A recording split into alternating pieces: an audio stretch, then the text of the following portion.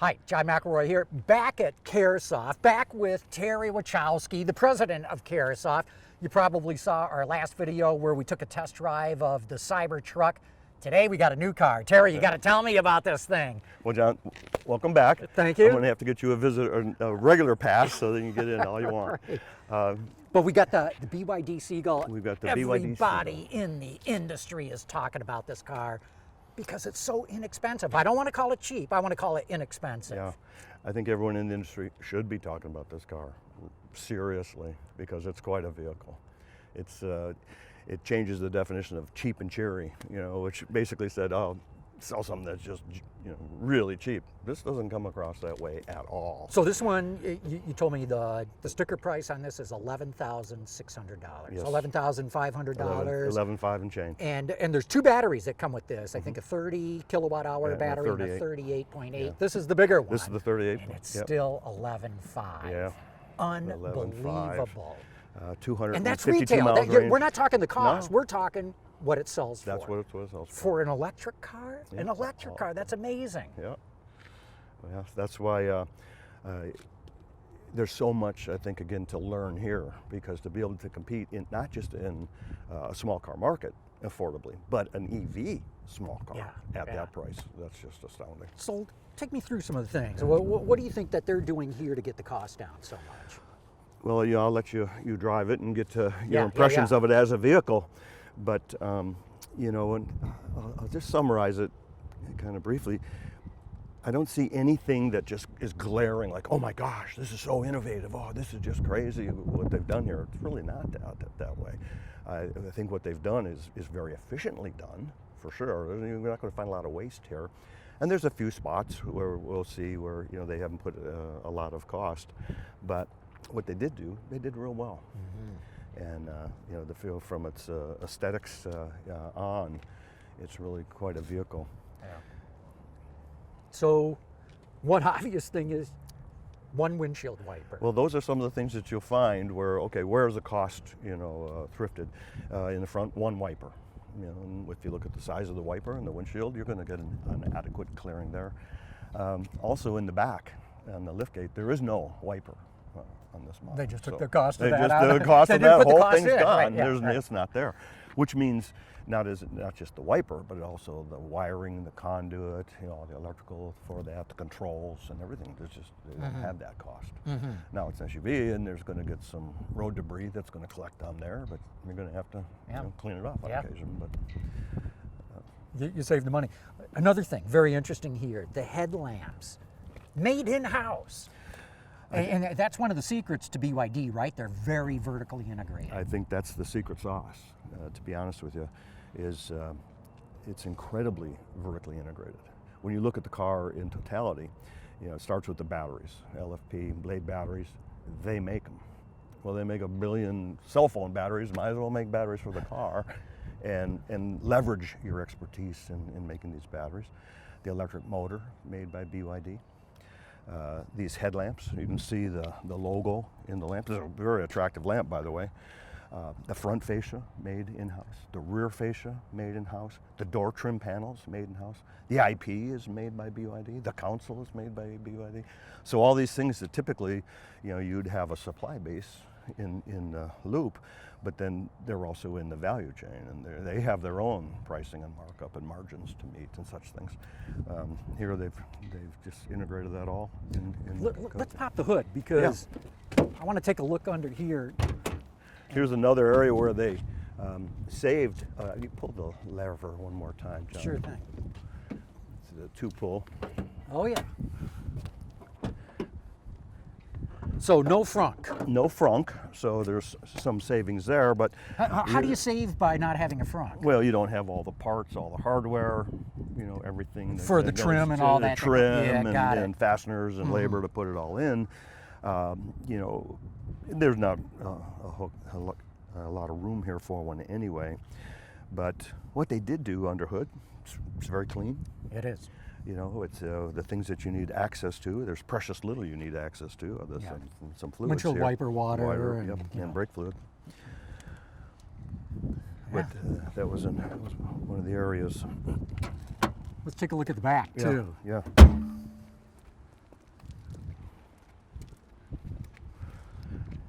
electric. So as you pointed out, no wiper here. Yep, no wiper. Can lift, and you can see here, strikes right away that this is really clean. It's a clean execution. Now explain what you mean by clean. Well, if you look where all the D-ring comes together and all the sheet metal and the plastic pieces. And the D-ring is this big steel stamp piece. This big piece of structure, making the rear hatch. But when you look at where the pieces come together, they've done a fine job. The pieces fit well. The spot welds are quite clean. You can tell they weren't being tortured into position with the clamping and such. There's not sealer all over the place. The result is, it is quite clean, and you don't need all this trim. Typically you'd see all this covered with some type of trim. You don't need it here.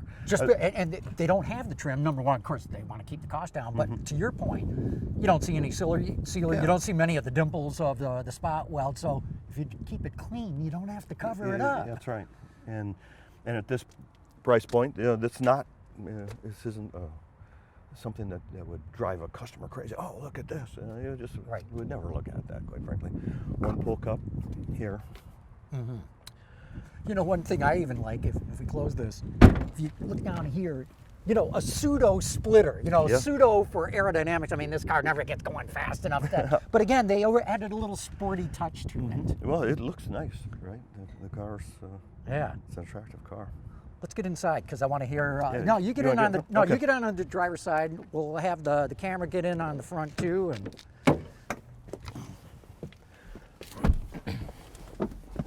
So one of the things I notice is it's got airbags, not just in the instrument panel, but up here on the A-pillar too. It's got 6 airbags. 6 airbags. Yeah. Now the vehicle isn't currently U.S. compliant, so they would have to put some more content in here to hit U.S. standards, but they're getting set up to make European standards.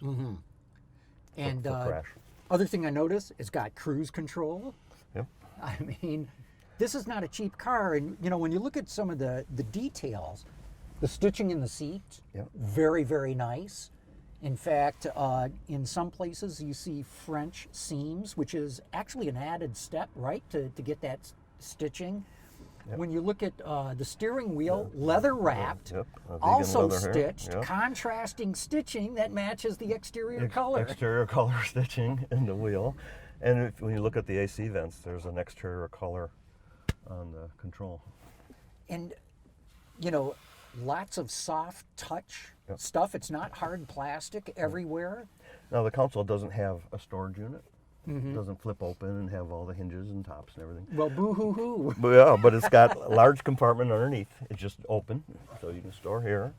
Of course, the glove box. And not only that, wireless Inductive charging for your cell for the phone. Just toss it up there and get a charge on the way home. And when you look at the detail on the door trim panel, and that's where you see the French seams on the armrest. But look at all the different materials and color. I mean, it's not just one cheap piece of hard plastic. That's right. That's right. And again, they're making these in-house. So this is, their own skills. Look at the grills for defrost. It's just punched right into the IP top hat. That's pretty cool. That's clever. That's kind of clever. Very clever. Now the headliner, I would say this is a kind of a mouse fur. Yeah. This isn't a high dollar. No. headliner This is by any cheap. means. This is the only cheap thing in the car, It I is. think. And I also don't really sense any NVH countermeasures up here. Right. But how often are your eyes cast upward in the car? You're looking here, and this is what you're doing. They also did a unique execution on the check link, where there's actually a seal on the forward edge of the check link. So when the door closes, that little rubber seal is sealing up against the front of the door. Oh yeah, keep noise out. Keep noise out. Yep. Very clever. Yep. Okay, get out of the driver's seat. I want to take this for a spin. Let's Now, take it for a ride. I know that this car's not street legal, so we can't take it out on the street, but let's drive around your parking lot here. Okay. Well, one more thing before I go for my test drive. What? Well, 4-wheel disc brakes. 4-wheel disc. So not cheap drum brakes. Not cheap drums dragging behind, which would be adequate. It would be perfectly fine in this car, but they didn't. They went. The interesting, the tire is not a standard size. So it's a pretty unique size tire that they put on this, which would... They look like what, 14s yeah. maybe? But that's something a little unique. So why they have that tire, I'm not exactly sure. But Yeah, very interesting. Okay. Let's go for a ride. Let's drive.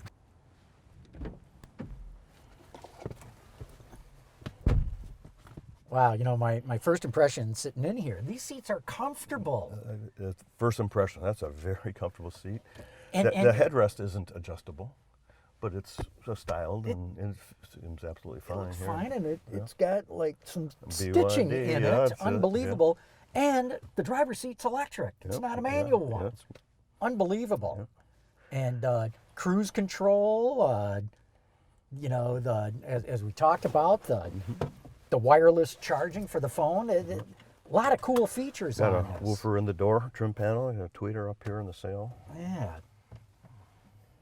And this is, let's turn down the fan here. We don't need that much on. And I love these controls right on here. Mm-hmm.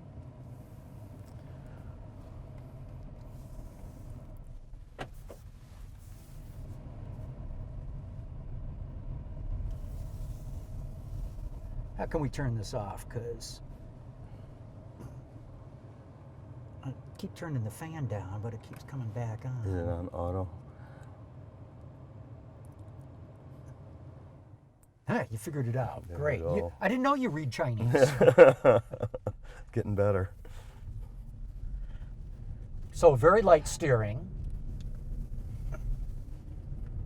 But you know, it's pretty direct too. It's not what I call sports car crisp, but no problems here.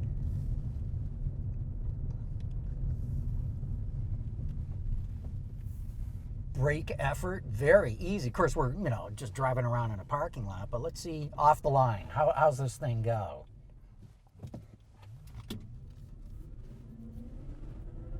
So a little bit slow right off, right into tip in, but then it's fine. I mean, it's not, the kind of neck snapping acceleration that you get in so many electrics.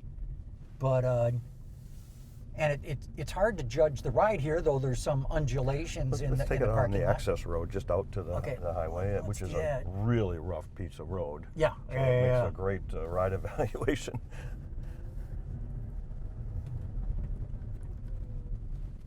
In fact, if you want to go straight, we'll try to go around into the complex here.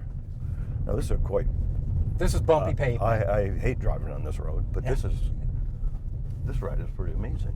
Okay, so I've got some low resonance boom in here, but again, it's $11,500. I don't expect Mercedes-Benz levels of isolation, but it's not great, but it's not unacceptable. I don't have rattles. I don't have squeaks going on. Right. Go ahead. Whoa. Yeah. Don't want the semi to run over us. We'll find out how those airbags work. Yeah, right.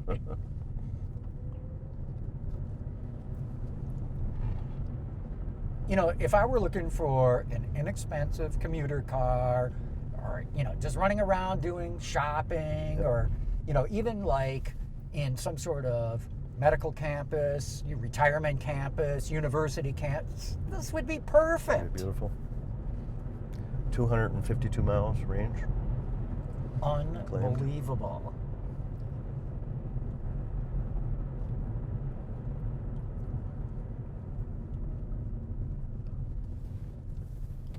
I'm impressed. I mean, I'm not impressed that it's so good. Yeah. I'm impressed that it's so decent at the price that it's at.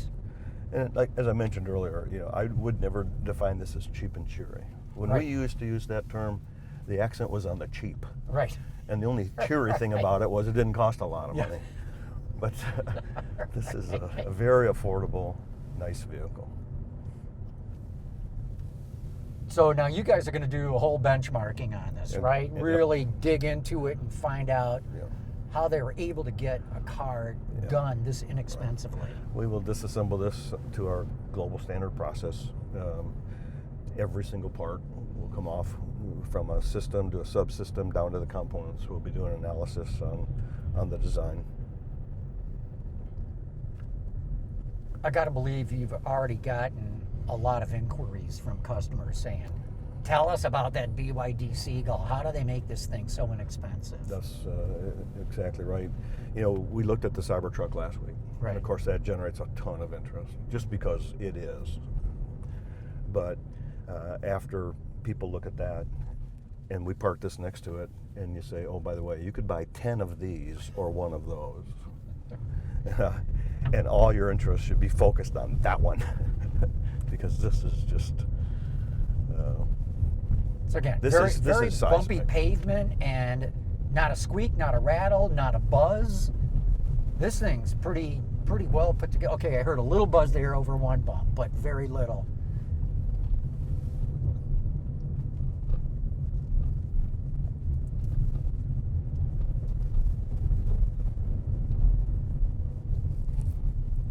I could live with this car, no question. I mean, you know, not for, you know, performance driving or long trips or anything like that, but, you know, running to the hardware store or something like that, do this all day. Yep, commuting into work and back.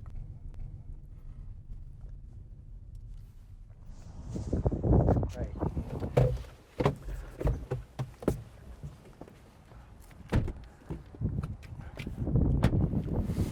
Terry, thanks again. What a pleasure, man.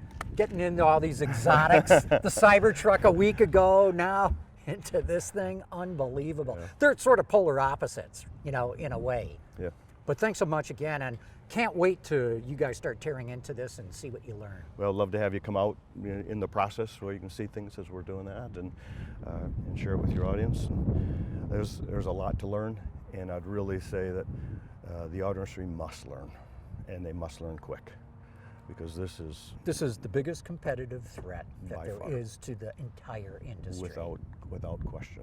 Yeah. And if you're not keenly interested in this vehicle, you ought to be, because this is a clarion call. Well, good. We'll be back. Good. Okay. Thanks Okay. again. Pleasure.